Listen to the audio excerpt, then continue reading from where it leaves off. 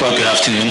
Well, welcome to this media sharing session organized by 2047 Hong Kong Finance Monitor. My name is Edward Chin.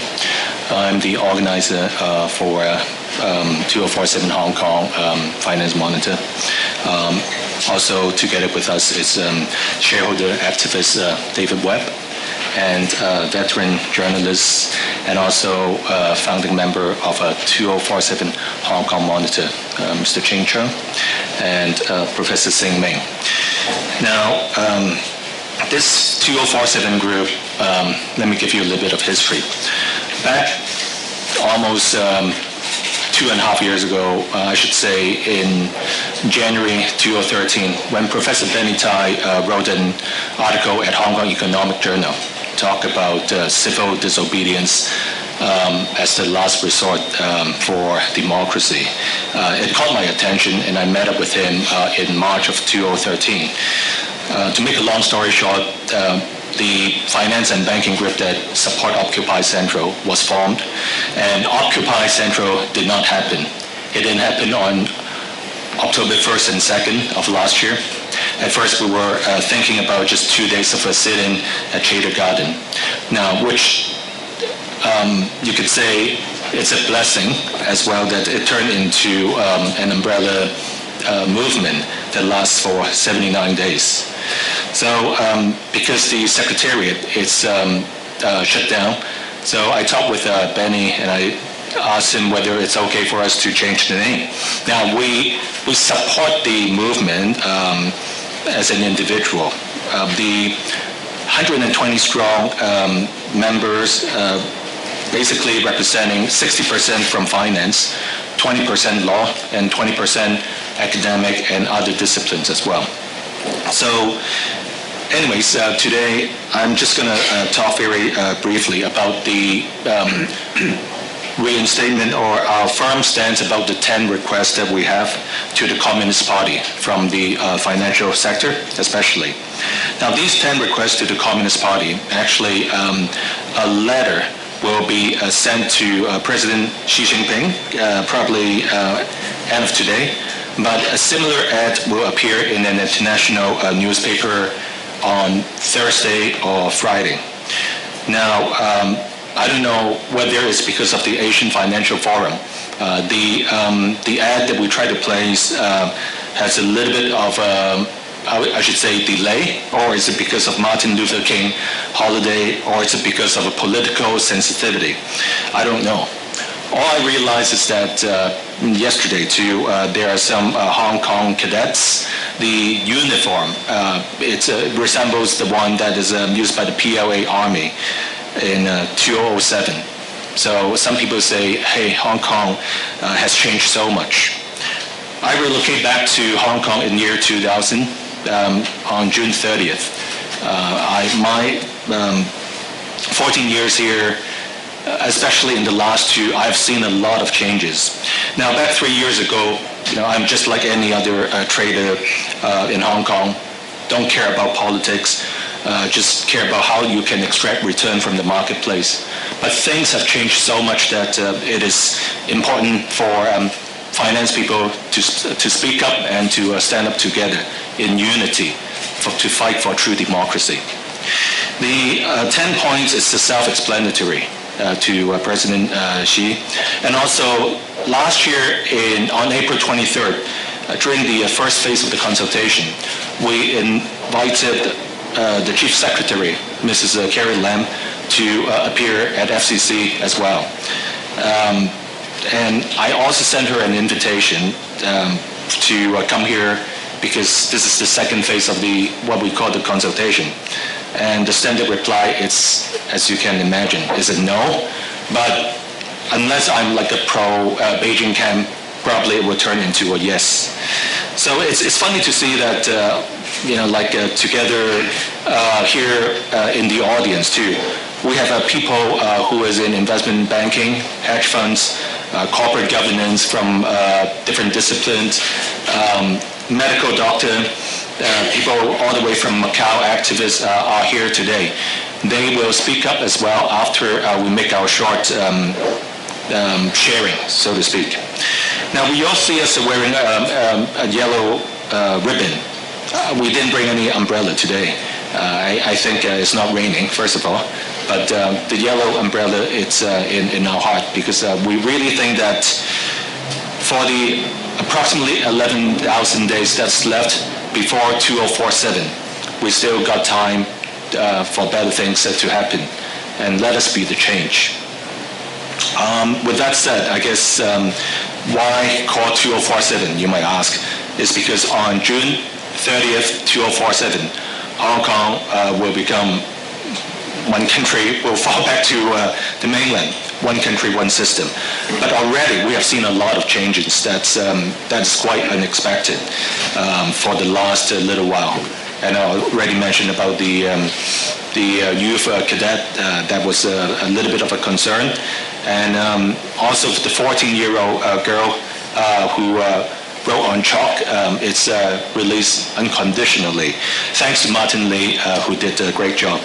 Now, we also, at 4:30, probably one or two of the pandemic legislators will be here. I have sent a request to Alan Leung from the Civic Party. If he is not being arrested, he will come. But without further ado, I guess maybe I will ask David to say a few things too. Right. Thank you, Ed. Which button? This one? Yeah. Good afternoon. I think you know who I am and what I do. I'm the founder and publisher of website.com in 1998, a non-profit publication on corporate and economic governance and Hong Kong affairs. And the reason I'm taking a close interest in what's happening right now is that it will affect all of us and our economy. As I said during the umbrella movement protests, when I spoke in a middle-of-the-road speech, you might say, in Admiralty, the economy is being hindered by the lack of democracy here. And whatever small impact in terms of economic statistics, and I think we will soon see the Q4 GDP figures for Hong Kong won't be as bad as the government claimed, but whatever that small impact was, it's vanishingly small compared to the benefits that can be had from an open and competitive economy that would come from an open democratic society. At the moment, we have policies which favour cartels and retention of oligopolies and market positions by vested interests who have very strong representation on the election committee. And we also have spendthrift policies that favour other vested interests on the committee. The election committee essentially is a coalition between the Communist Party and the tycoons. It's kind of ironic because the Communist Party traditionally stood for socialism and equality, and the tycoons, of course, stand for capitalism. But they're in an unholy coalition together to control the election process in Hong Kong. And as a result, the chief executive has to favour, quite naturally, whoever he or she is, has to favour the interests on that committee. Whether it's spending $10 billion to get people to upgrade their diesel vehicles slightly earlier than they would have done, rather than imposing laws against particulate emissions and requiring whoever owns a vehicle of whatever type it is to just meet those standards. Instead, they just throw money at it. Even though farming is no longer a viable activity given our scarce land supply, they talk about allocating 72 hectares to farmers because, of course, farmers and fishermen have 60 votes on the election committee. They are 5% of the committee. And for a long time, what they were doing with fishing here was to hand out soft loans during the summer so that fishermen could keep their boats going and keep draining our territorial waters of fish because, again, they had votes on the election committee. And so many of these subsectors are so small in terms of the voting population that they have that they don't even have contests for election. Instead, the few people who control all the votes get together and decide who's going to represent insurance companies, who's going to represent banking companies, who's going to represent stockbroking companies, not the 30,000 people who work in financial services in the SFC licensing system, for example, none of them have any personal vote. Unlike teachers, accountants, doctors, because what we have is a hybrid system that was set up in the 1980s when there were far fewer registration bodies and registers of people. Today, we have many professions that are registered and licensed, and there's no reason why we couldn't give them direct votes to start making the election committee more representative. And that brings me on to a key point, which is that the government is currently trying to ransom Hong Kong by saying that unless you give us approval for the NPC structure with its draconian approval nomination threshold 50%, 4 times harder than it was last time to be nominated, unless you give us that, then we're not going to be talking about broadening the composition of the election committee, or as it will be, the nominating committee. So they're linking the two things together, but they don't need to be linked, because the composition of the subsectors within the 4 big sectors, the grassroots, the professions, and so on, that is a matter for local legislation, completely without Beijing's involvement. So even after the pan-democrats have voted down the NPC decision, which I expect they will, the government can still table legislation to give every person who works for a bank a vote, to give every person who works for an estate agent a vote, because they're on the estate agent's register. The government knows who they are, rather than having development companies, many of which are controlled by the same people, voting in the real estate and construction sector, and rather than having all the small brokers in Hong Kong having one vote per brokerage for the financial services legislator. So the government can do a lot independently of voting down the NPC decision to make the 2016 LegCo elections, and consequently also the 2017 subsector elections, fairer. That would be a step forward. That would be gradual and orderly progress, and it would still leave the big question of having a sensible nomination threshold. 1/8 was the threshold last time, not 50%, not having a pre-election for candidates, not having the Ayatollahs choose the candidates like they do in Iran, not having a universal suffrage like they have in North Korea with one candidate where everybody must vote, but actually having a proper election the time after in 2022. So I think there's a lot that they could be doing. Now, 2047, I'll be 82 in 2047. I hope I'm still here to see what happens.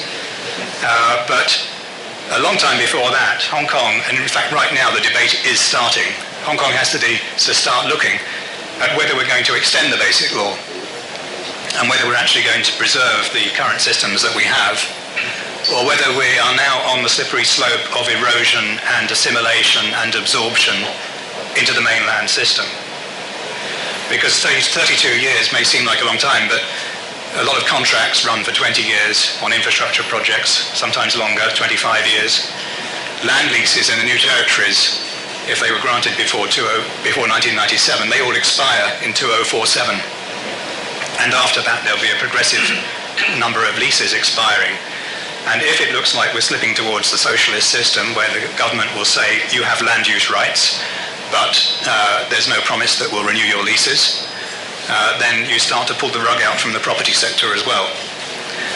So people are going to need certainty about economic contracts, about the extension of leases and the renewal, because currently it's just a government policy that your lease in 2047, or if it expires tomorrow, or if it expires in the 2030s, as C.Y. Leung's leases do on the Peak, by the way, under his 2 houses without illegal structures on them now.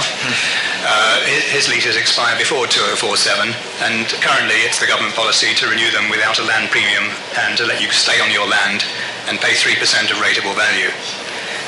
But these things are going to be matters for debate.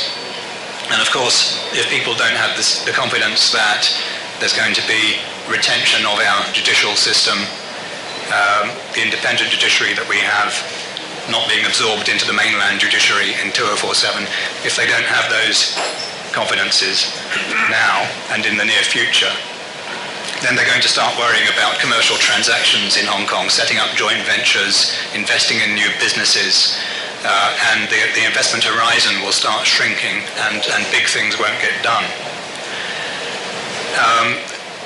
The government policy in general has been increasingly paralyzed as civic awareness has grown since 1997 to a point where any government official you speak to now, and I do speak to quite a few on occasions, they say, well, we always try to avoid LegCo, to avoid tabling any legislation.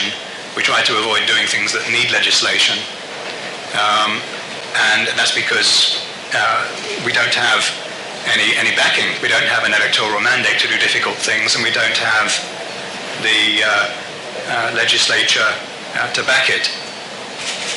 And that results in again, a gradual erosion of our economic competitiveness. C.Y. Leung, during the Umbrella Movement, famously told a few journalists in a late-night chat session at Government House that if the nominating committee or election committee was broadly representative of the population, then it would consist of half the people earning less than $14,000 a month. And that consequently we'd get those kinds of policies, as he put it, socialist policies was the implication. But I don't think it could be any worse than the current situation with continued lack of progress, continued populist handouts, and populist measures that don't make economic sense, like double stamp duty, for example, and xenophobic type measures like foreigners stamp duty, or what they call buyers stamp duty. I don't think these measures are helping at all. So, I actually think if you had a random sample of the population in that nominating committee and reduce the threshold to 20% or 12.5%, you'd actually get a better outcome. And if the people didn't like the outcome, if a socialist government got elected, they would be removed within 5 years, because I've seen what happens to those governments in democracies, in democracies like the UK. The socialist policies of the 1970s didn't work, and that's why the people threw out that government and elected a capitalist government which brought huge improvements in prosperity. So we have nothing to fear in terms of democracy, and I think it would be a very positive thing for the economy. We would then look at the competition law, for example, which still hasn't come into effect, and we would have a competition law that made sense, that looked at mergers and didn't just say, well, you can't fix prices, but it's okay to combine and have a single price. There are huge holes in the competition law that has now been introduced. The government has exempted itself and a lot of its commercial operations from that. And there's an example of something that would be done better in a democratic society. So I'll leave it at that for the time being and hear from the other speakers. Thank you. Okay, thank you, David. Well, may I ask Professor Sing-Ming to speak, and you've got a remote, you don't have to walk over.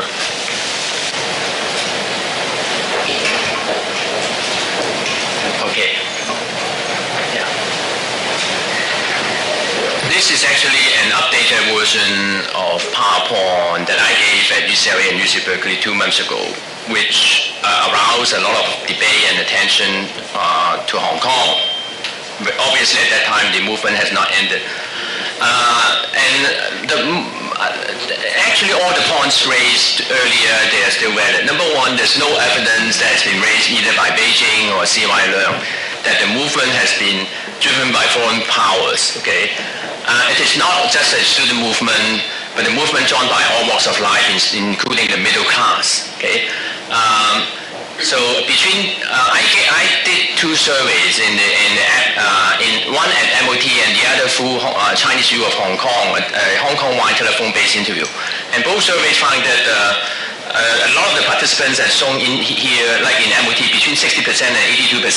When I conducted the first survey in MOT in late October, they were not students, and they were far from unruly mob. Okay, we didn't see violence. Okay. Even towards the end, it was only a very mild so-called degree of violence by a few dozens of people whose actions were not endorsed by the major organizers when they tried to break the window in the electoral building. And then there's a correction here. According to the Chinese School of Journalism's estimate, actually 1.2 million Hong Kong people, they have somehow or another joins the umbrella movement because they have walked in one of the three, if not all, of the occupied sites. Okay, next please.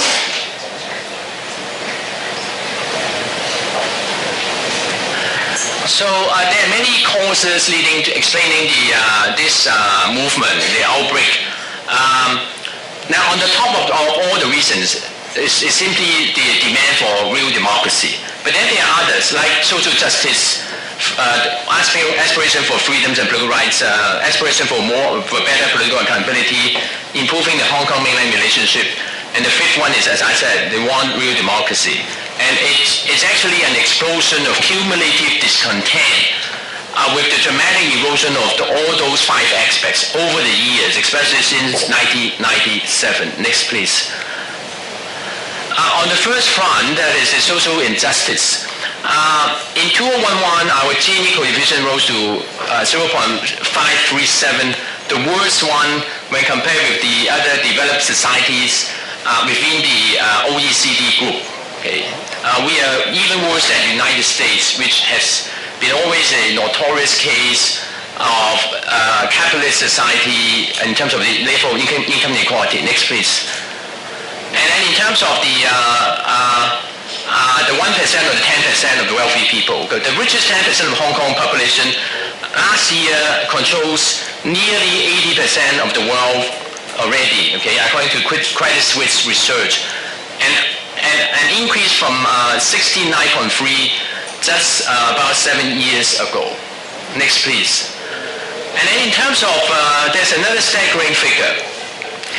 Last year we had 45 persons in Hong Kong whose personal wealth is more than $1 billion US. We have 45. If you add up the wealth of all these 45 persons and divide them by Hong Kong's GDP, the percentage was as high as around 75%, which is the second highest in the world.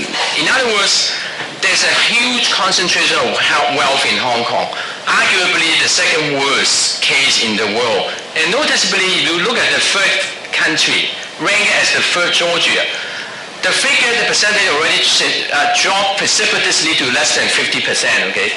If you look at the United States, it's even less than that of Hong Kong.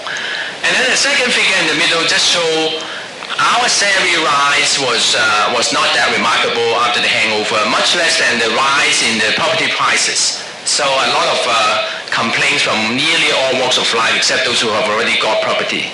Next, please. And in terms of property, last year, Hong Kong's housing, it was the most expensive in the world, according to an international consultant firm. It required 14.9 times median household income to buy a property with the average price, okay? Worse than San Francisco, Sydney, London, New York. Next, please. And a lot of these social injustice, as David Webb implied, originated from our non-democratic system. Because we need a separate voting in the electoral, for instance, and then in the separate voting, you cannot simply produce a truly representative functional constituencies. They were dominated by the pro-Beijing capitalists or pro-Beijing labor unions or pro-Beijing professionals. And they block again and again and again the passage of motions which can redress social injustice. Including, but not confined to, competition law. The competition law passed through 2.5 years ago was a very diluted version that did not have adequate teeth to really ensure fair competition in Hong Kong by the international standard. Next, please. And then in terms of social mobility, and that was again a very horrible scenario, okay? According to the Institute of Education Research, about 21 years ago, you have about, on average in the local universities, for every one student who came from a relatively poor background, you have 1.2 students who came from a wealthy background. And now, 20 years later, the ratio has risen to 3.7 versus 1. Okay. Yes. Next, please. This diagram shows is actually done by my colleague Raymond Wong, who is an internationally renowned expert in social mobility. On the x-axis, it shows the magnitude of income inequality.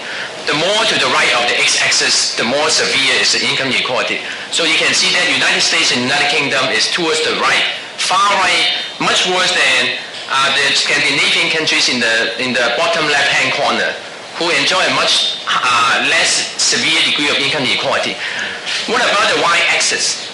The higher the value in that y-axis, the worse the chance for intergenerational social mobility. That is, for instance, if my father is a hawker, okay, comes from a poor background, I may end up in the same poor background, okay. The higher the value, the smaller the chance for having this intergenerational social mobility, be it downward or upward. So you can see that United States and United Kingdom again, they were much worse than Scandinavian countries in terms of the chance for the next generation to move up the social ladder. Okay. What about Hong Kong? Sorry, go back. I couldn't put it over there. Hong Kong actually is even worse than United Kingdom in United States, according to Raymond Wong's estimate. Okay. Next, please.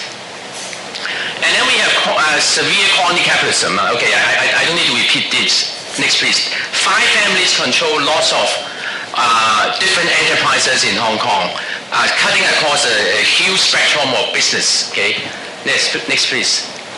And then the second aspect of explosion of anger surrounds on the erosion of freedoms. Okay, according to the Journalists Without Borders, our press freedom fell from 18 in 2002 to 61 in 2014.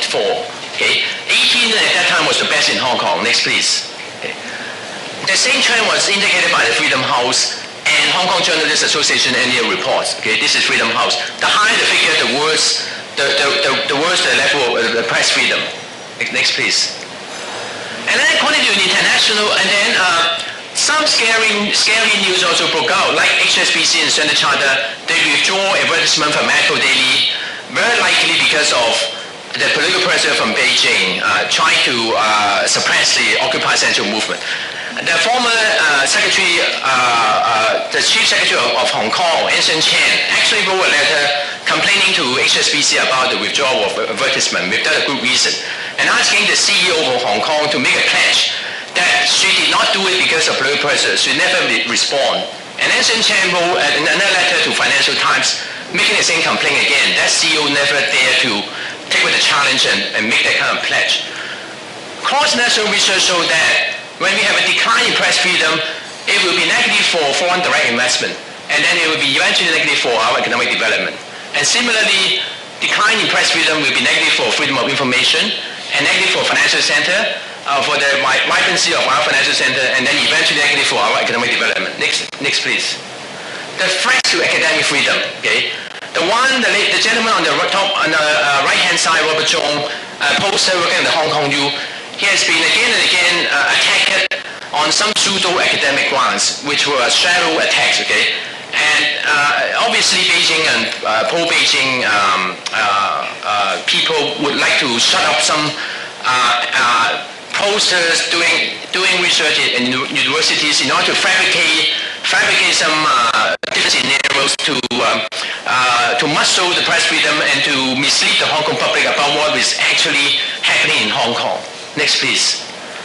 And this is again a very serious threat, the threat to the rule of law. Okay. In the white paper published last June, the judges were told to love the country. Okay. And who defines love one's country? Obviously, that is the top leaders in Beijing, which is it is sending a very negative signal to the international community about the tenacity of our rule of law. Next, please. And then corruption, okay? This is a newest figure that I just gathered half an hour ago, okay? 1 hour ago. The Transparency International in 2014 found out that out of 175 places, Hong Kong's level of corruption or perceived corruption fell from 15 of last year to 17 of 2014. I should say 15 of 2013 to 17 of 2014, which was actually the all-time low figure in Hong Kong for the last 8 years. Hong Kong's level of corruption was on a declining path. And the same declining trend was corroborated by the World Bank. World Bank's also got another database trying to trace the global levels of corruption. And we know that we have got already 2 former senior civil servants found guilty, okay? And the former head of ICAC was also involved in a scandal. And what is ironic is that the present head of ICAC claimed the scandal about the former head was such an isolated personal incident where a few people would believe, because a lot of the scandals that he was involved could not have been done without the assistance of many other ICAC officers. Okay, so it was far from true to say that this is an isolated incident. Next, please. Next. And our legislature simply could not, as I said, fully represent the public opinions, and it did not have the power to check the power abuse. One noticeable example was the rapid passage of the controversial motion about the development of Northeast New Territories. Okay, the chairperson just gave 1 minute at one time for each legislator to talk, and so on and so forth. Okay, next, please. And intensifying China-Hong Kong tensions. I don't think I have time to go on. Next, please. Next. My research. Next, please. My research shows that among all the reasons, all the causes to explain the outbreak of the umbrella movement, the desire to have genuine universal suffrage stands above the rest. Okay, for instance, the desire to have genuine universal suffrage is 5 times more than the desire for improving our social mobility in explaining why they joined the umbrella movement. Okay, so that is one example. Next, please. And then next, please. Yes, next. I don't have time. To conclude, a number of observations. One, it's very likely that Hong Kong's democratic struggle will continue. Okay, it may be likely to be a marathon, but in a new phase, it can be more intensive, it can be more frequent, and even more confrontational, involving a lot of civil disobedient acts. Next, please. In the short run, in the medium run, Hong Kong may suffer heightened political instability. The political system in Hong Kong is called semi-democracy, which arguably is increasingly becoming towards semi-authoritarian. This system, when you compare with democracies and authoritarian or totalitarian regimes, they are the worst one in terms of the risk of political instability. In other words, they are most likely to suffer political instability because of 3 reasons. Number one, the non-democratic leaders, they try to pick up their own supporters, appoint them into important bodies to control the government, okay, which is happening in Hong Kong, okay. That is winners take all, that's what I say.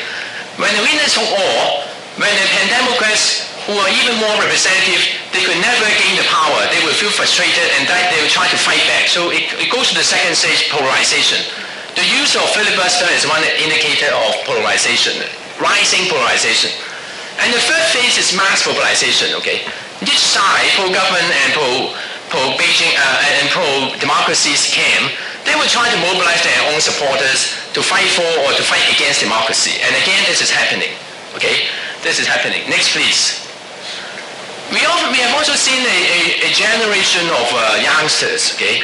They have been extremely different from the older generation in nearly all kinds of attitudes and behaviors with regard to the umbrella movement. They are more willing to hang on, to stay in the occupied sites. They're least willing to withdraw. They're more willing to use so-called radical means to confront the government. And they're very persistent with the demand for genuine universal suffrage without accepting the compromise model of any sort. So this generation of people who suffer from all kinds of issues that I mentioned earlier, I think they will, they're not going to sleep, and they will become the ammunition, okay, to stand before the democracy movement in the months and years to come. Next, please. So the public has been awakened to and have got averse to the government use of excessive force. The use of tear gas is just one of many examples. Next, please. So to conclude, okay, the final point, final page. If Hong Kong suffers from less press freedom, more corruption, more threats to rule of law, intensive chronic capitalism and declaration of genuine universal suffrage, it will sustain democratic struggles. Number two, should Chinese government suppress the demand for democracy and go on hanging to a semi-authoritarian regime? As I explained earlier, the political instability will not only stay, but it will increase in the intensity. The third one, all those issues that I mentioned on point 1 and 2 will be negative for the rating for Hong Kong as a financial center, as indicated in both the academic research and in the internal documents of some international rating agencies. And fourthly, should all those occur, then Chinese government actually would bear the blame of undermining Hong Kong's prosperity, stability, human rights, and our democratic prospect. Thank you.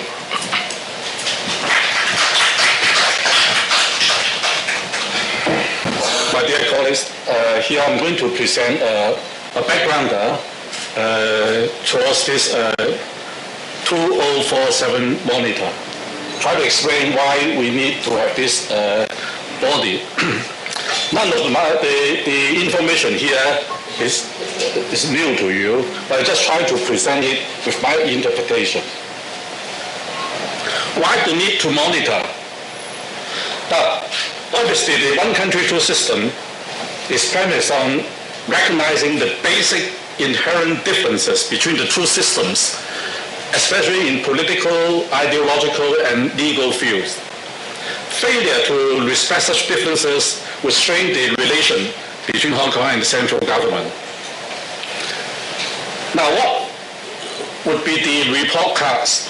In the first 5 years after handover, frankly speaking, Beijing honored both the letter and spirit of the Basic Law, and we see very little intervention from Beijing. But after the second term of Dong Zhihua, there's a discernible change in this policy towards the SAR.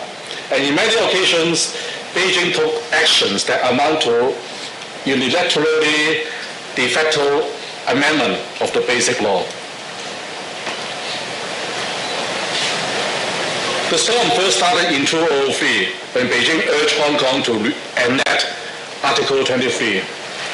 Now, of course, the enactment of Article 23 is our constitutional obligation. There's no doubt about it, because we have enshrined this in the Basic Law. But as to how and when it should be enacted, according to the Basic Law, it is entirely within the decision of the SAR. Article 23 stated clearly that we are going to do so on our own. But unfortunately, because Beijing wanted to outlaw the Falun Gong at that time, so Beijing urged Hong Kong to enact the law. And of course, this led to a lot of dissent, and we have this 500,000 demonstration. Unfortunately, Beijing seriously misread the protests, attributing the protests to Hong Kong people being unpatriotic, to this strong colonial legacy, and to hostile foreign forces. And to Beijing, 1997 marks only the legal return of Hong Kong to China, but not the administrative return. Administrative power is still vested not in China's hand. And worse still, Beijing complained that the hearts and minds of the Hong Kong people have not returned yet. Now, based on this misinterpretation, Beijing considered several remedial policies. First of all, it decided that national education has to be started here, and then the decolonization process has to start. And worse still, it decided that Beijing, the central government, should play a greater role in the running of the SAR. To prepare for major policy changes, Beijing started two debates in the early 2002-03. The first debate is on the meaning of patriotism. And This is a public debate held among pro-Beijing and Pan-Dan newspaper in Hong Kong. The second debate, 32 people realized that there was a debate going on. It was the debate about the nature of the Basic Law, whether the Basic Law is a social contract law or an authorization law. Now, I'm not going to go to the details of this debate because it's highly academic and looks as if very legalistic. And because of its legalistic nature and academic nature, few people in Hong Kong ever realized that there has been such a major debate. I'll come back to this point later. In 2004, we have the first penalty for staging the 500,000 demonstration in 2003. 2004, the NPCSC passed a resolution on the universal suffrage of the chief executive, and it amounts to a drastic amendment of the Basic Law. It increased, the procedure for electing a chief executive changed from 3 steps to 5 steps, and by increasing the 2 more hurdles, the power of initializing a change is removed from the local government to the Beijing government. And then it also, the resolution also deferred the timing for universal suffrage, which is supposed to be 2007. Now, in order to give you a glimpse of what this 2004 resolution is about, I try to use this slide to explain what is the original provision as stated in the Basic Law and what is the Beijing's de facto amendment to it. And in 2007, 10 years after Hong Kong's return, this year marks a number of major policy changes towards Hong Kong.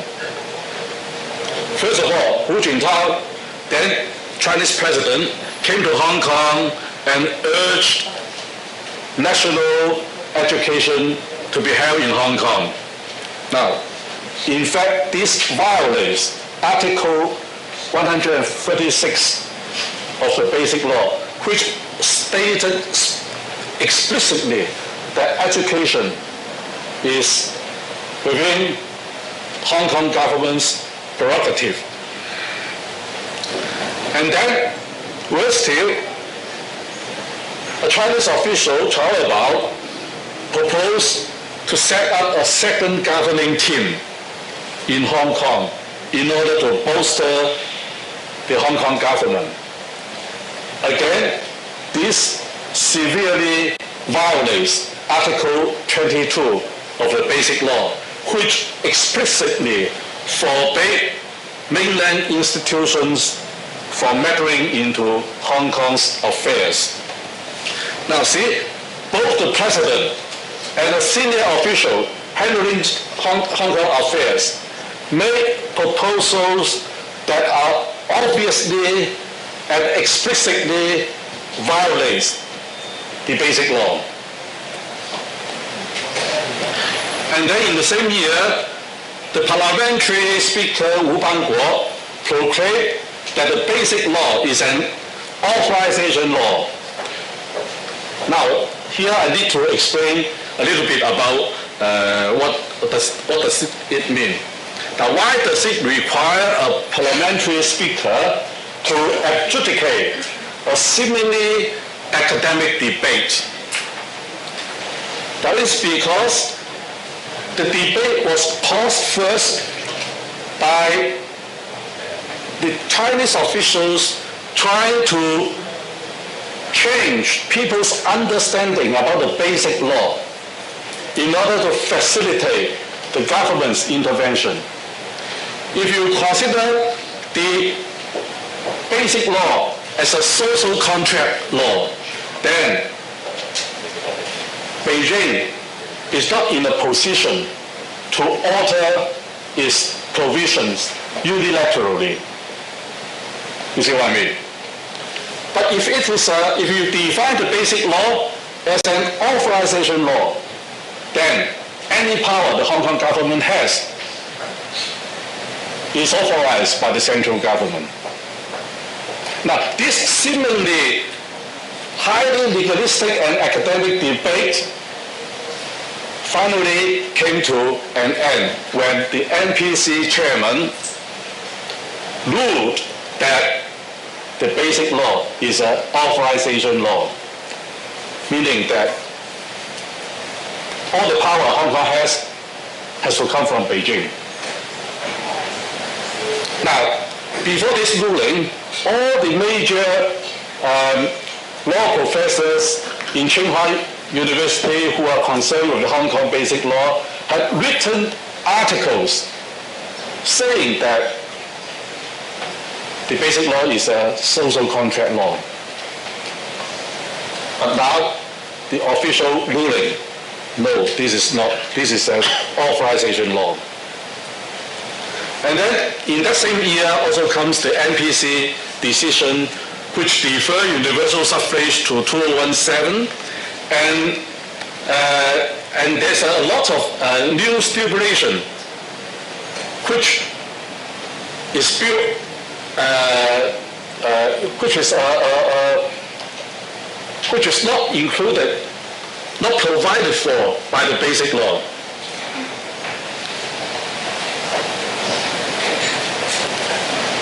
And then in 2013, two speeches by Chow Xiaoyang and Li Fei on universal suffrage in Hong Kong also introduced new terms, new conditions, new stipulations not provided for by the Basic Law. And then finally come 2014, the white paper. Now, I was enraged to read the Chatham House report saying that there's no departure from the basic law of the white paper. Seemingly that the white paper followed the basic law closely. But if you compare the provisions by the white paper and also the joint declaration and the basic law, you will see clearly that both the joint declaration, the basic law, provide Hong Kong with autonomous power in three main areas, namely executive power, legislative power, and judicial power. Yet, when it comes to the white paper, executive power disappears. So under the white paper, we can enjoy only autonomy in legislative and judicial power. Now, for such a big change, the Chatham House report said that there's no change. What the hell? Now, and then finally come the 2014 NPC resolution of August 31st, which violates both the letters and spirit of the basic law. Now, after the August 31st resolution comes out, a lot of scholars have studied clearly, carefully, and find that it violates the basic law in a number of ways. And therefore, the August 31st resolution should be considered as unconstitutional. Now, I tried to list out all the points that scholars and commentators has raised, showing that the August 31st resolution is unconstitutional. If you like, you can take a close look at all these points. Now, after the umbrella movement,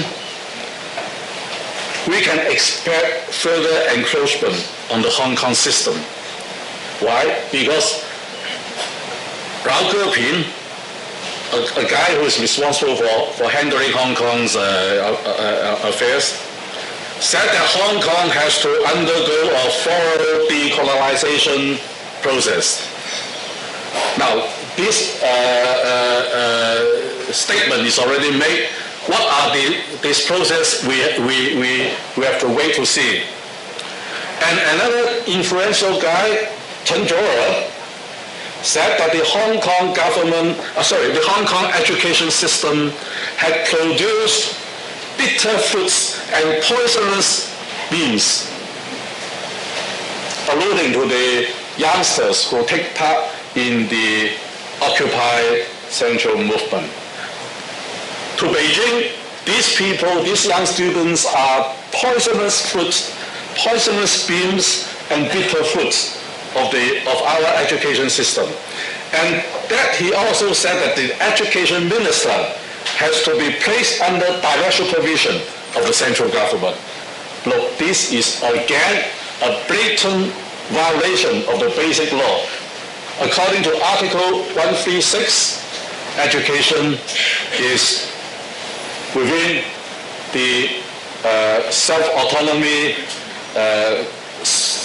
framework. Now, this was so that Beijing's misreading of the Hong Kong situation continued and become more intensified. Now, unfortunately, under such a situation, the CE, who is constitutionally the interface between the two systems, failed to address our concern, failed to bring a better understanding of the situation to Beijing.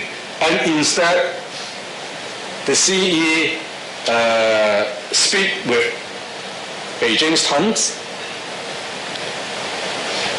Therefore, under the present constitution, we have no means to redress our grievances, except that we take up our own watchdog role. And this is the reason why we need to have this monitor. Now let me quote you a comment, a lament in fact, by a young journalist. In 100 years from 1947 to 2047, my family had to make three major decisions to flee the Communist Party. In 1947, my grandfather fled the Communist Party and came to Hong Kong. In 1997, my father fled the CCP again and emigrated overseas. Now, when I think of my newborn girl who would be in her 30s by 2047, I have to consider fleeing again. Now, if we don't want to leave the city we call home, then we all have to be vigilant of what's in store for us. Thank you very much. Thank you. Now, to save time, let me just talk about who will be doing some very brief sharing. People from the press can ask questions, throw questions at us later on. Now, Dr. Stephen Ng, who is one of the 10 martyrs of the original Occupy Central, is here, so he will speak. Sherman Chow, who is representing himself but work as someone in corporate governance, will do some brief sharing. Dr. Kristen Palm, who is coming here all the way from Australia, also representing the Solidarity movement. She will do some sharing as well. Chow Ting Hin from Macau Conscience, which is an internet newspaper. Avery Ng, from Semenling. I don't know the English name for Semenling. And Alan Leung, who is from Civic Party, supposedly here already. And Reverend Fong Chi Wood, who is an Anglican priest. That doesn't mean that all Anglican priests are against democracy. But I guess Probably I will ask Dr. Stephen Ng to just say a few words first. Do we have a mic? And also Agnes C, last but not least, who is in ethics trading. So maybe Agnes, you can pass the mic to Dr. Ng. Yeah. I have a mic. Yeah, thanks. Thanks, Ed, for giving me a chance to speak. Actually, I'm speechless. And what's happening to Hong Kong recently is totally beyond my worst nightmare. I mean, after the 70 over days of the umbrella movement, all we got is more repression from Beijing, and we can see that they have reached their hands to try to grab the minds of our young people by establishing this kind of paramilitary uniforms, which try to indoctrinate them to be loyal to the Communist Party in China. This is such a regressive step. I mean, all the citizens in China have undergone such a kind of education and training. But look what happened to them. They all have been falling on deaf ears. I mean, I can't see how useful these educations were, because all these people were corrupted officials, corrupted army generals, had undergone very rigorous training by these same teachers and principals and books they read, and nothing helps. I just can't understand how someone with any sense will try to copy this kind of indoctrination programs into Hong Kong. But all I can see now is that these are all very irrational and stupid moves by the Beijing government and the Hong Kong government. I just feel very sorry for the young people nowadays. I mean, when we were younger, we were living in the colonial system, but still there's some sense in dialogue with the government. Now this dialogue is totally non-existent.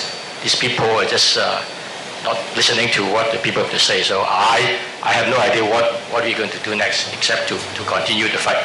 Thank you. Okay, thank you, Dr. Stephen Ng. He is a medical doctor, not an academic doctor, and also part of the medical team of Occupy during the umbrella movement. Can I also ask another doctor, Dr. Chrysanne Palm from Australia? Hello everyone, excuse my very hoarse voice, I'm just recovering from a flu, and thanks Ed for inviting me along. I guess I'm sharing my experience from wearing three hats here. One being just an ordinary mother. I have got two young children. I grew up in Hong Kong, and it was a society that I felt it was a free and fair society growing up in the 70s, 80s in Hong Kong. And I suppose what I wanted to do is to help defend the core value of Hong Kong, so that one day maybe my two young boys would return to Hong Kong and live. When it's 247, they'll be in their 40s. But well before then, I think if they were to ever come back to live in Hong Kong, I would like them to enjoy the Hong Kong that I grew up in, a free and fair society. And I guess this is you may say I'm a dreamer, and this is maybe a very naive and simple thought, but this is the drive for me to participate in this movement. And I guess my second hat is an academic. I teach accountancy and finance in university in Australia. And many of my students are from Hong Kong, and I've got international students from other countries. And I said to them, maybe one day when they graduate, after they've done all their hard work and got their CPA, all the qualification, they may like to come and work in Hong Kong. And in the past, opportunities will be open to them because of their qualification, their hard work. Unfortunately, if the way the last couple of years has been going on in Hong Kong, I'm afraid that opportunities will only be available for people with guanxi, with relationship with some elites and people with power. So I guess I encourage them, be them Hong Kong students studying in Australia or Australian students having aspiration to work in Hong Kong, to care about what's going on in Hong Kong, because it would eventually impact their career and their progress. And lastly, I would just like to share a little bit about my involvement with the Global Solidarity movement.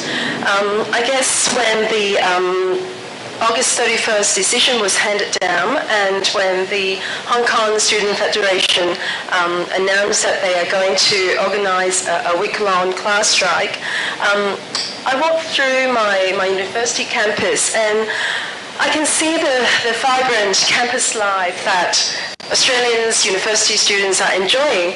And I'm thinking about the university students in Hong Kong and the burdens that they are sharing. And I just felt that I don't want all the burdens to be solely borne on those students in Hong Kong. And that sort of get me thinking, well, by chance I started the Yellow Ribbon campaign in Australia, and sending out yellow ribbons in the campuses, and ended up we have 12 universities in 6 cities in Australia joining us, coinciding the September 22nd class strike.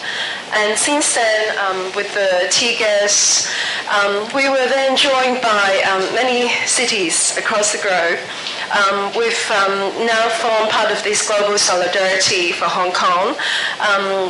On the 1st of October, we have over 66 countries organizing events to provide some sort of support to Hong Kong and say no to that sort of brutal violence that we're seeing, that the police are employing on totally innocent, very brave Hong Kong people. And I guess people ask, well, what do we expect to see? All this global solidarity action, where would it head to, and what can we see eventually would happen? And I guess we just want to maintain some sort of awareness within the community. Hong Kongers living in overseas. I myself started this group called Hong Kongers in Australia, and joining with other global solidarity cities, we've now got nearly 60,000 likes in this global solidarity campaign, and I'm one of the organizers, and we're hoping ongoing we would organize some sort of forums, exhibitions, and we have some documentary screening, one of which would be the Lessons in Dissent. It was screened in Hong Kong. It was based on the story of Joshua Wong and Martha A. from San Manin, and it's by Matthew Ton. So in Australia, we'll be screening this movie next month across a few cities, and hoping just to sustain the kind of awareness of the continuous struggle in Hong Kong. Thanks very much. Thank you. Now, it's not too normal to see someone from the banking world to speak up. We have more than 70 members out of the 120 who are from banking, finance, even in regulatory bodies. And may I call upon Sherman Chow, who represents himself, not his company, to speak up. He works in corporate governance as head of corporate governance. I'm Sherman Chan from, usually I attend seminars, I would say I'm so-and-so from which company, but I represent myself today only, so that's very important. Actually, I'm more commonly known as the most unfortunate man in Hong Kong, because I was actually the guy who tumbled in the hole in Causeway Bay due to the pavement collapse. First of all, I want to thank all these speakers today. They did a very good work, and actually they speak for my mind, very organized. And actually I have very, very little to add to their contents. Maybe what I can add, maybe if these speakers represents intellectuals, professors, doctors, and all that. I would represent an ordinary man that lives in Hong Kong. Actually, I was born in Hong Kong. I live here all my life. I have been traveling a lot, but I have never, ever immigrant to any country. Not because I don't have the chance, but I think I love Hong Kong. So I'm here. And I still want to be here. So that's why we need to monitor. We need to monitor at least until 2047. By the time I will be 84 or 82. I can't remember. Actually, this is a very sad moment, I would say, because this 10, I helped Ed to print this 10 requests, and I read them, obviously. I have to read them before I print them. It is something that is so basic, and we are here. We have to make this petition to our government. And this request actually embedded the very basic core values of our life, fairness, freedom of speech, and also all kinds of, good governance. I think this has all been Hong Kong's core values, and we are here. After so many years, we have to reiterate it to our most senior government officials. This is really sad. And what the government officials, I remember, actually, over all these past, 4 or 5 years, the most common word I've heard is love. Right? We are asked to love our country. We are asked to love many things, I don't know. And when they speak the word love, we don't feel the love. That is very, very, I shouldn't use that word, but I don't have other words. That's very disgusting for me. Because we have a high standard for love. I'm standing here, I don't even dare to say I love my wife enough.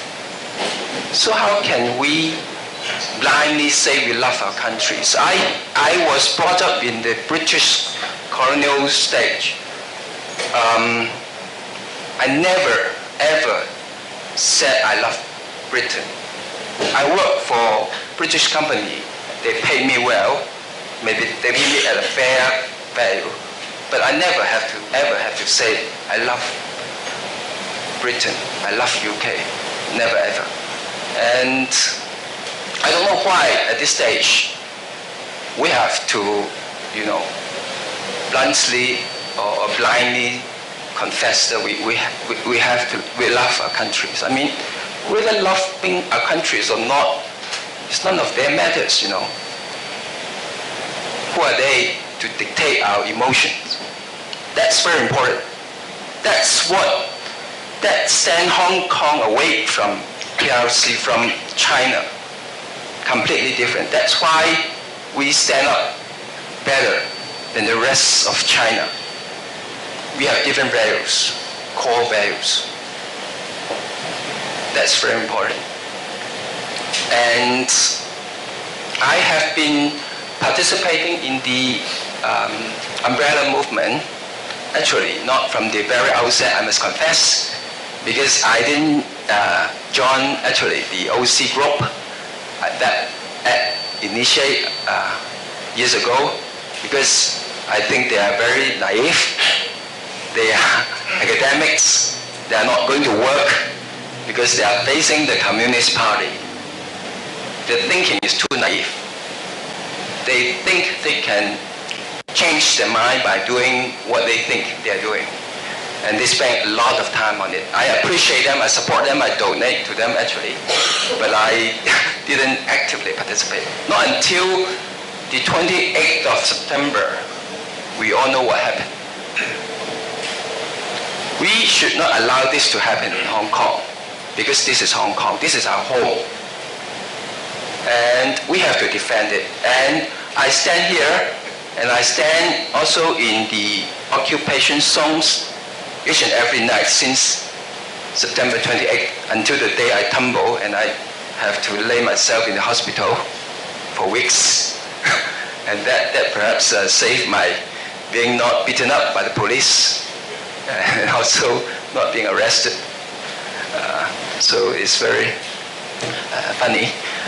So I think we are here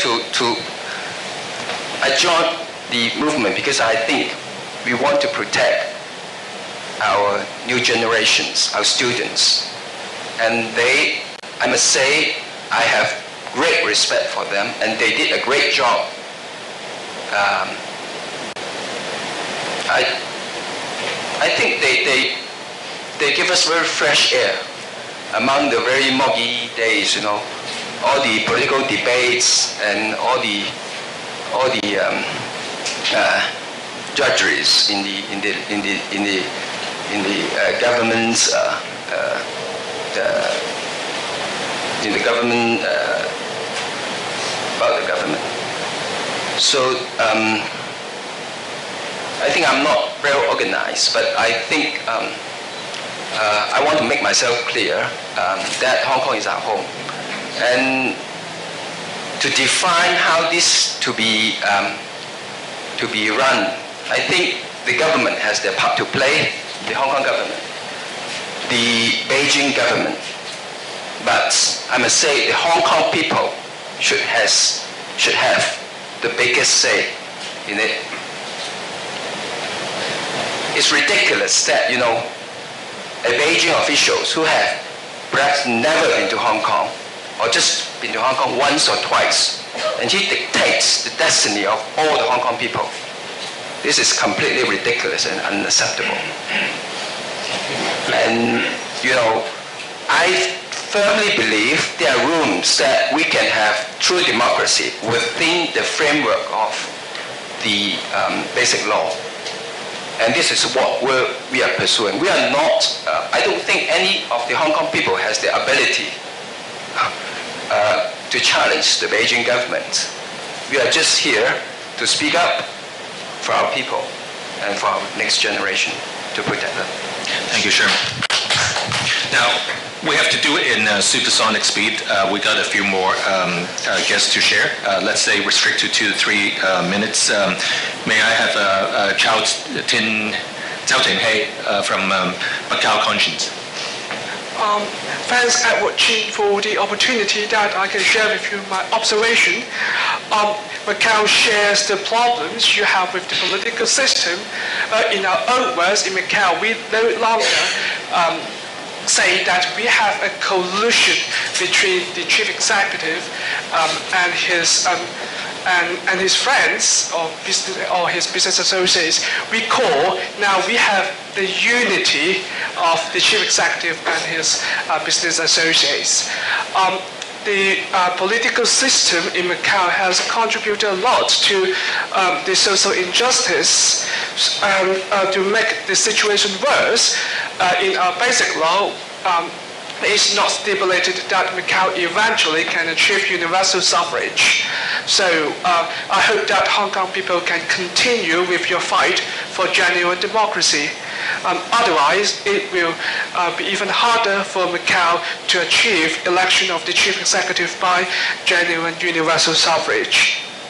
And one thing I want to add is about Article 23, a question which I'm asked very often when I encounter with Hong Kong people. Yes, Macau has enacted a law, or the national security law, based on the Article 23 of Macau's basic law.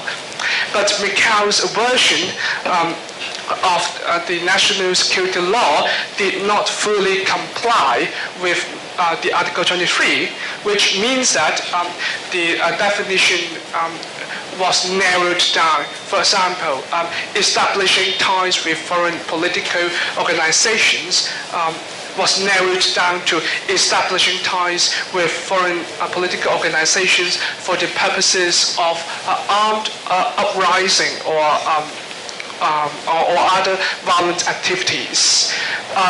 I'm not saying that Macau's version of the law is good. I encourage you to stay on alert of any plan of national security legislation. Don't take Macau as an example that hey, we have nothing happened since the legislation. It doesn't mean that you will encounter problems if you have a national security legislation. Thank you very much. Can I also ask Agnes C? She has been with the OC since almost the very beginning. She's in FX trading. Yeah, I joined OCLP Finance Group in October 2013, I guess. Yeah, well, I am now working as a foreign exchange analyst, and before that, I was a hedge fund analyst in state-owned financial institutions in Hong Kong. I think Hong Kong is an international financial center because it is not just a city of China. Because in Hong Kong we have one country, two system. Our core competitiveness is that we have we have rules of laws, we have independent judiciary, and we have a well-established regulatory system so that international investors are very confident to trade and invest in Hong Kong. However, over the past 2 years, we are witnessing that these core values are being eroded. So that's why I and many of my friends in the financial industries are joining the Occupy Central or the umbrella movement, because we would like to, I think we need to defend these core values. Otherwise, our international financial center status would be lost to our neighbor countries. Yeah, thank you. Okay, Avery just, I don't know the English name for Salmonling, but actually he was in private equity, and then he sacrificed a lot to be the vice chairman of Salmonling. Avery. Thank you. I'm Avery, the vice chairman of the Legal Social Democrats. I am also a merger and acquisition consultant for 14 years. Now, 5 years ago I joined the Legal Social Democrats, long hair. So everybody would think that I'm crazy. I still think I am. I would like to share that over the past few years what I've witnessed very briefly. 4 years ago, 5 years ago, when you see long hair and a few of us occupy the street of Central, or we face pepper spray or brutality from the police, there was only every time maximum of say a dozen of us. Now, over the course of the last few years, as you can see, the social divide has gone wider and wider. The confrontation between the people of Hong Kong and the government has grown stronger and stronger, to the point where now we're witnessing tens of thousands of people, of ordinary Hong Kong people from financial sectors, from the middle class, from the youth.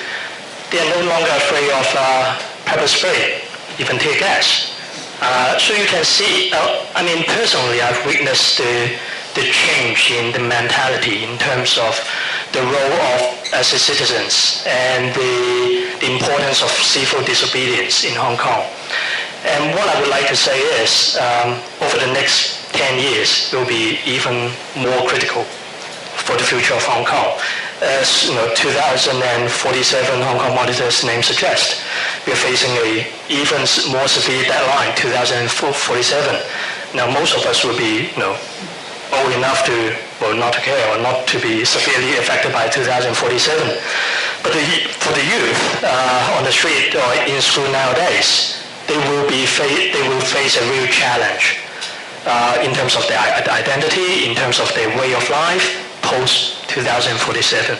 So it is our responsibility and duty to see through Hong Kong to have genuine universal suffrage. And we have to use all the means necessary. May that be civil disobedience, may that be reform from within the establishment, as well as let's just say,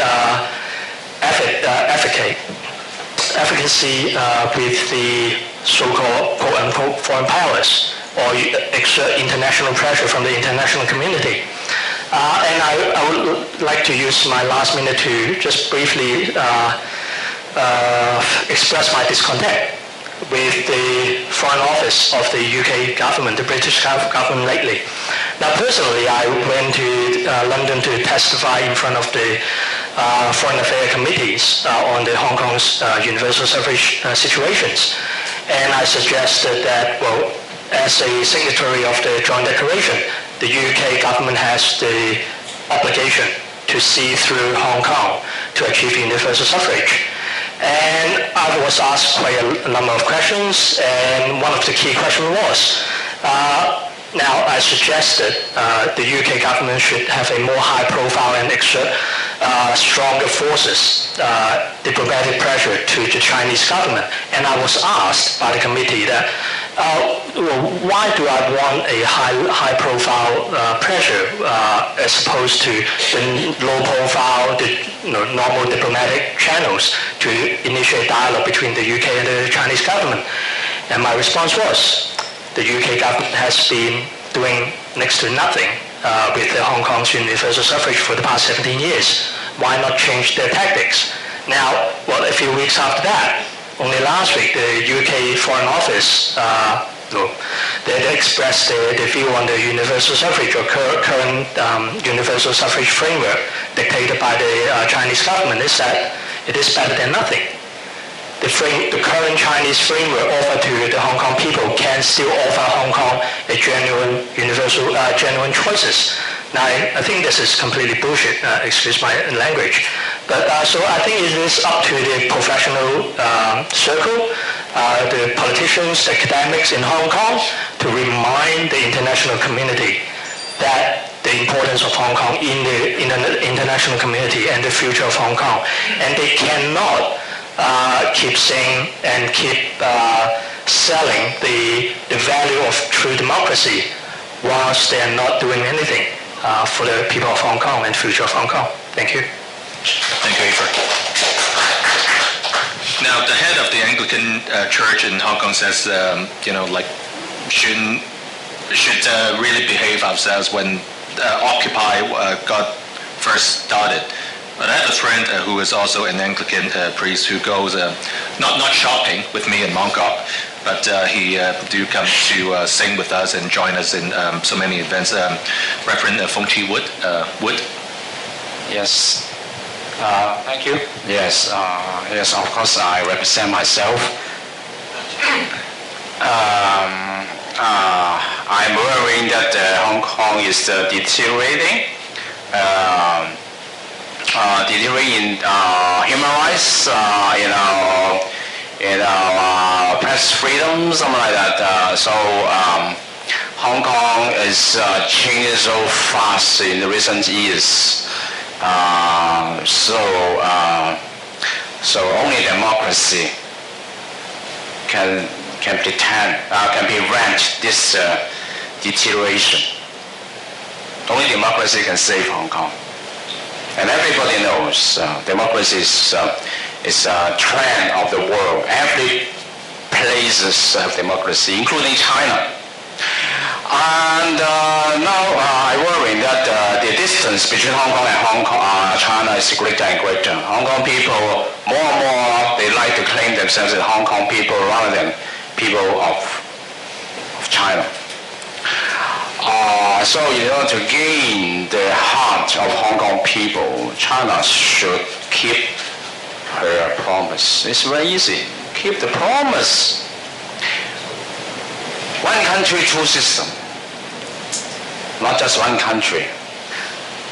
For 50 years, not just for a few or 10 or 20 years. And give us genuine universal suffrage. Don't give us a fake one. False one. Don't cheat us. Good or bad, you should keep your promise. And especially it's good for us, good for China also. So don't look down that we have a small voice area, but there's very strong voice among Hong Kong people because people in Hong Kong express themselves differently. Some people do not have time to speak up.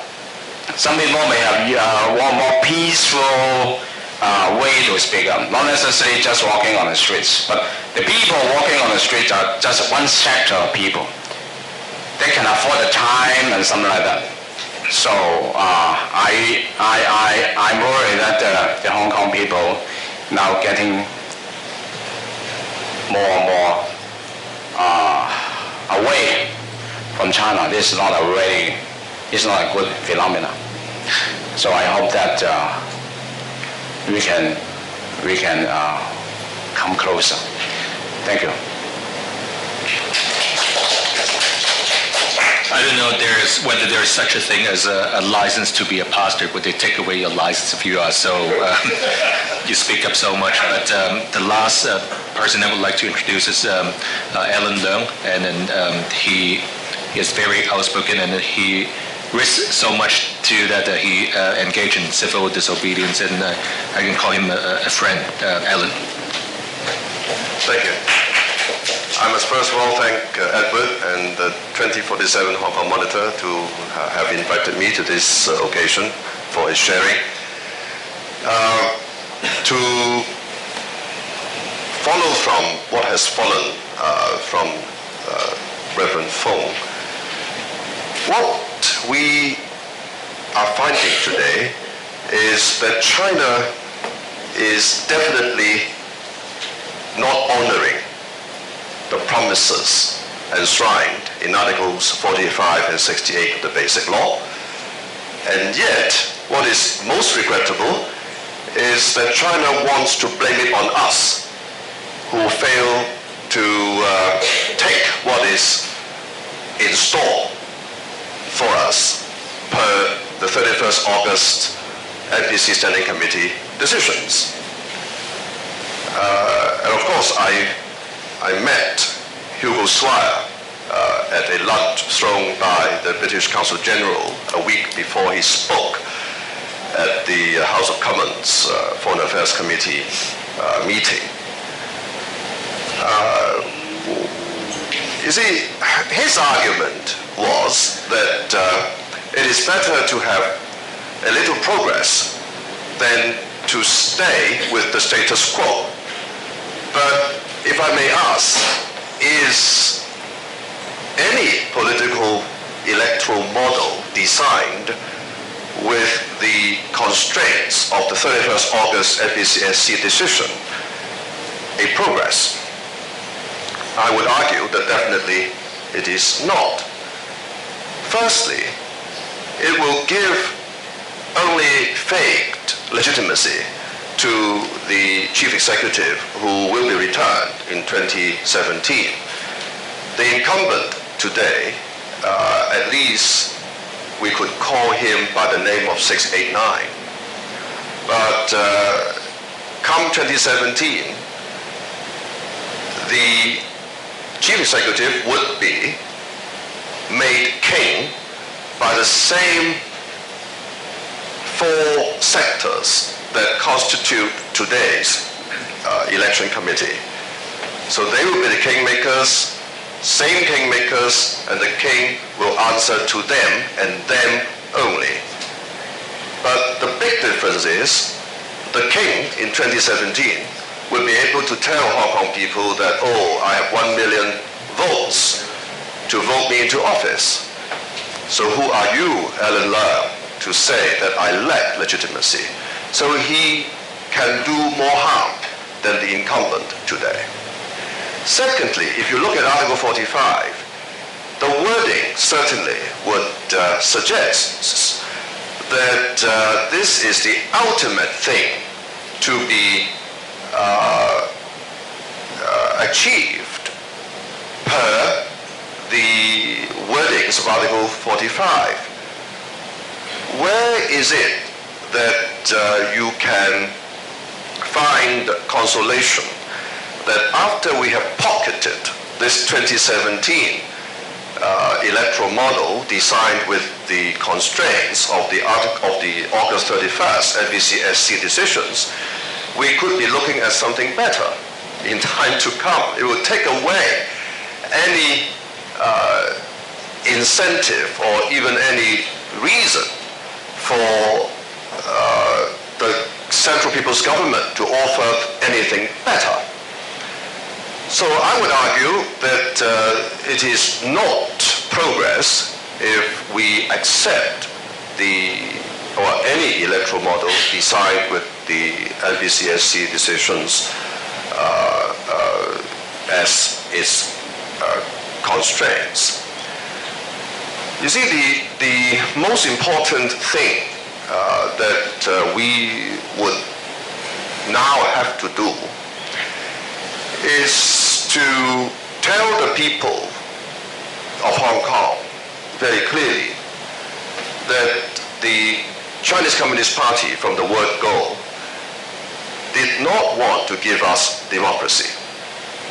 And yet, they are putting up a show, maybe a very good one, to try to put the blame on Hong Kong people, and particularly the Pan-Democrats, who have vouched to veto the 2017 electoral model designed with the constraints of the NBCSC decisions. This is a tall order, not easy to accomplish, but this is exactly what we have to do.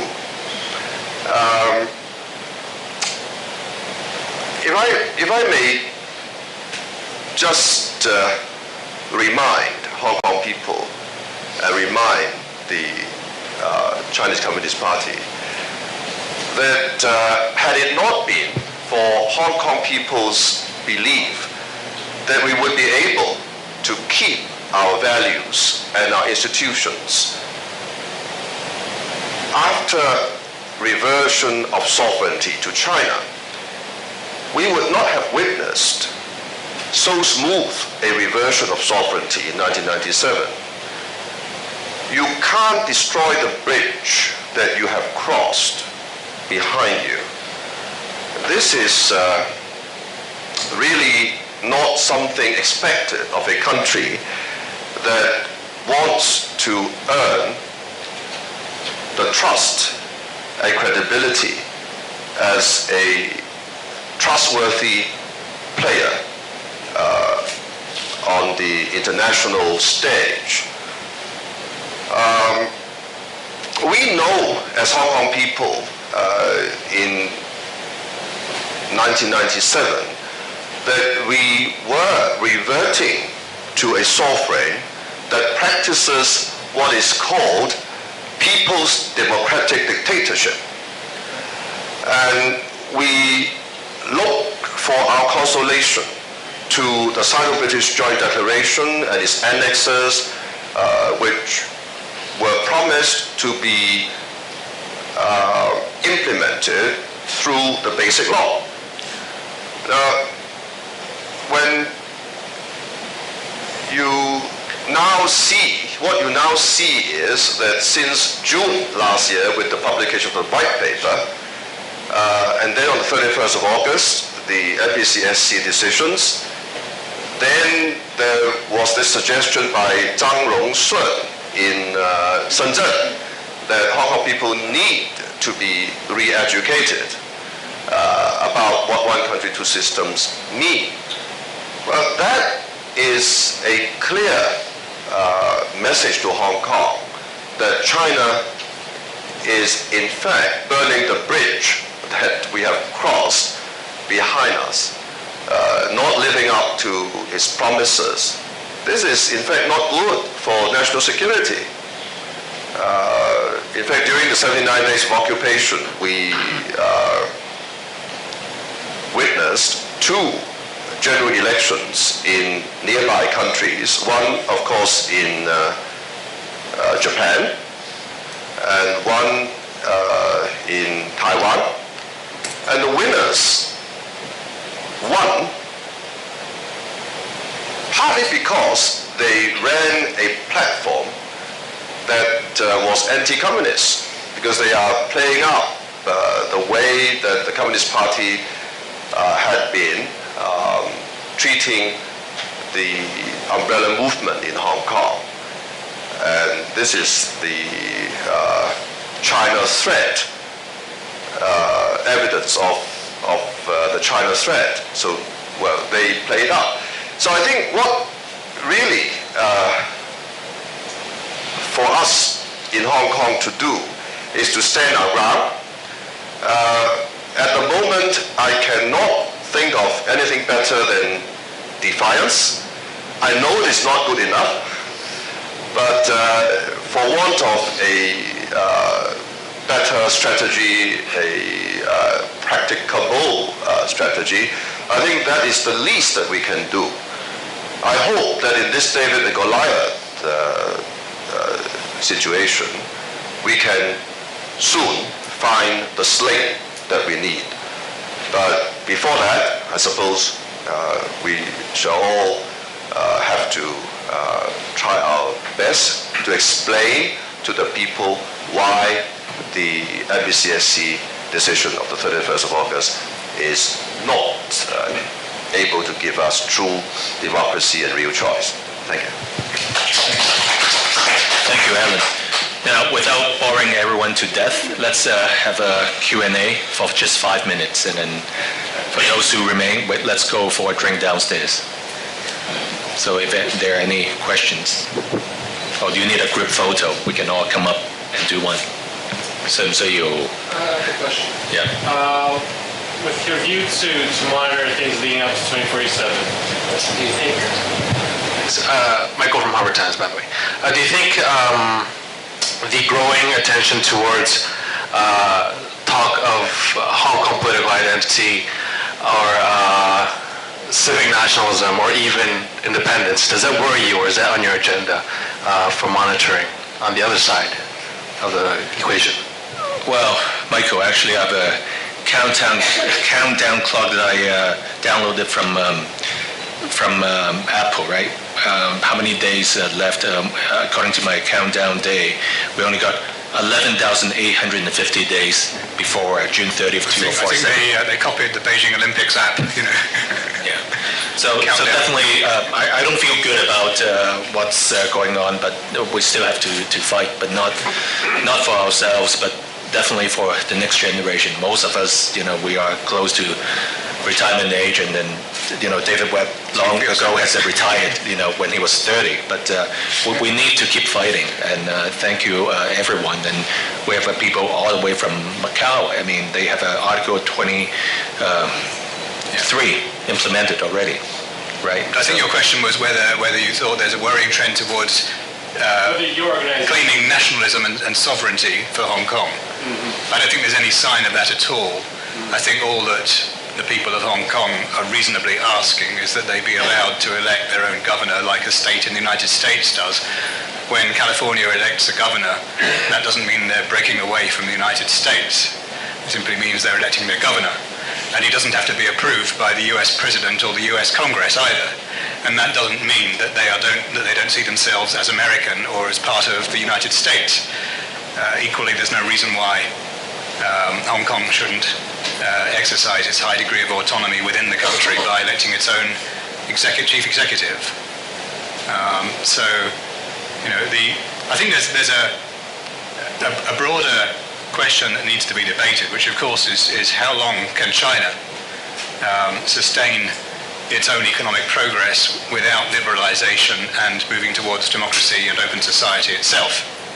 I don't think we're going to be in 2047 looking at the China that we see today. And of course, if China becomes an open society, then certainly by then, or probably just before then, Hong Kong will also be an open society. Hopefully a long way before then, but obviously it wouldn't be withheld from Hong Kong if China was heading that way.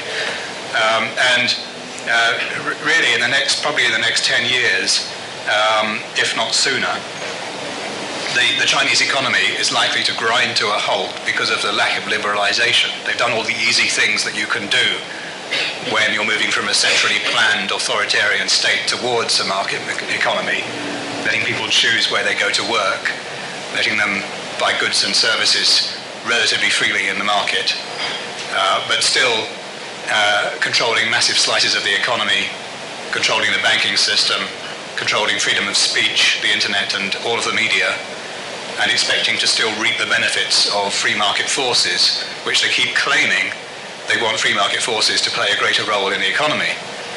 And the reality is that I think if they don't, in the next few years, have a Gorbachev-type figure from within who declares the need and sees the need for opening up for perestroika and glasnost in Russian terms, the need to move the Chinese economy and society towards an open society, then they are going to run into those economic headwinds.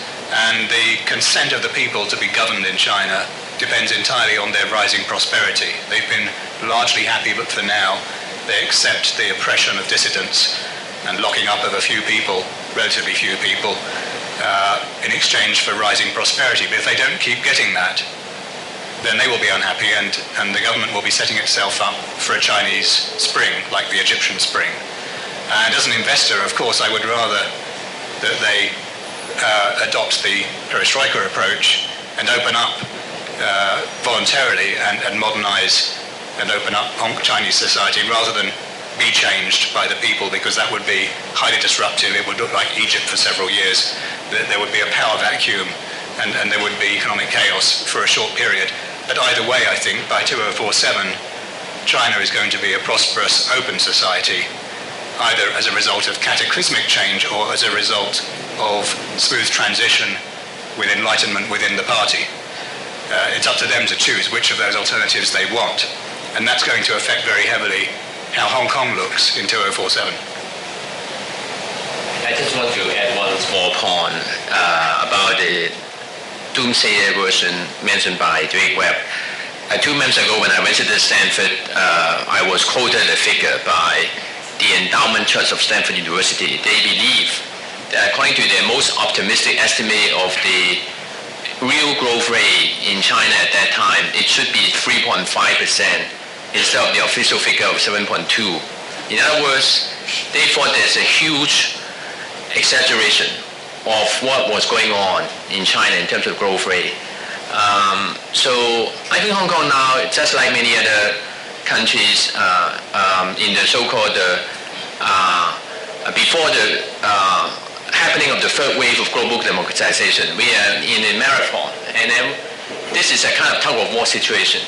But then China is not in a good shape either, economically.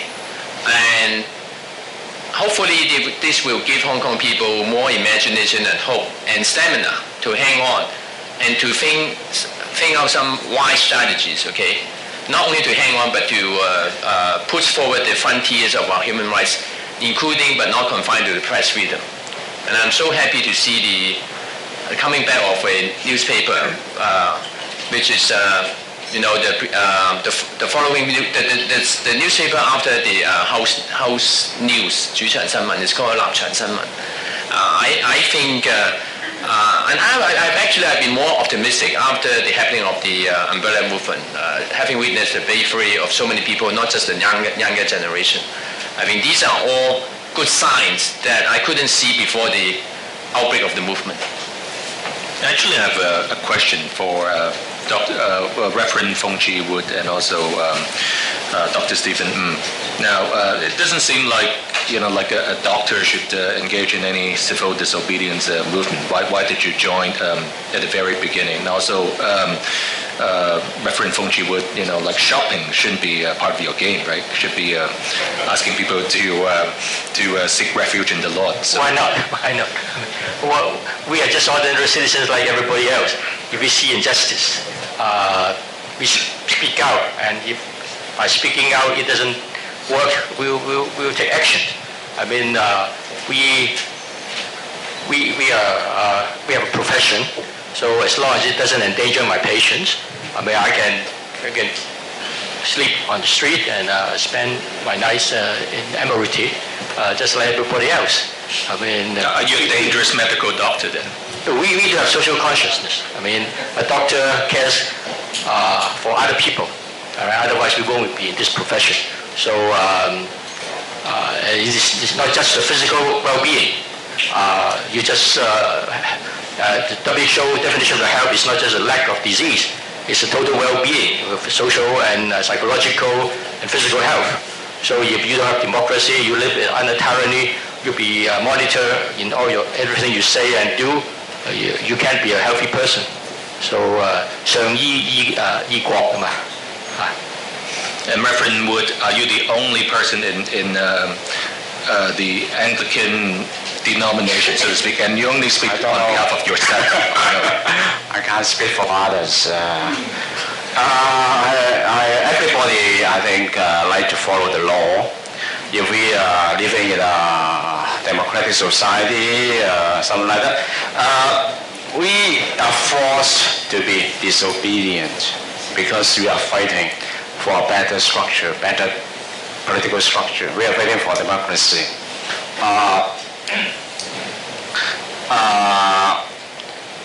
I worry that more and more people, especially young people, or have young character like myself, will be very discontent with the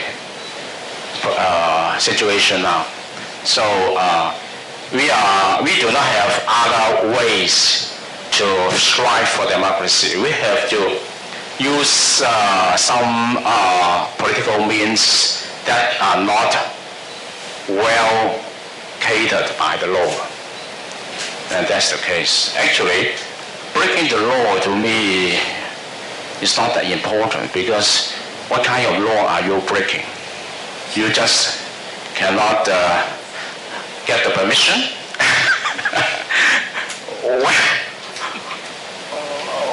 We do not harm anybody.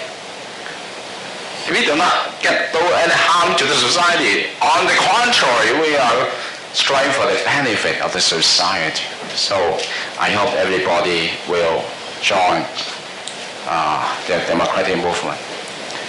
We know that Hong Kong, to gain democracy is much more difficult because we are living in a communist regime. But let's do it. Let's join hands to do it, to strive for that. Okay, further questions you can ask Ching Chang. He can answer any question. So if not, let's go for a drink downstairs for those who want to stay. Thank you very much.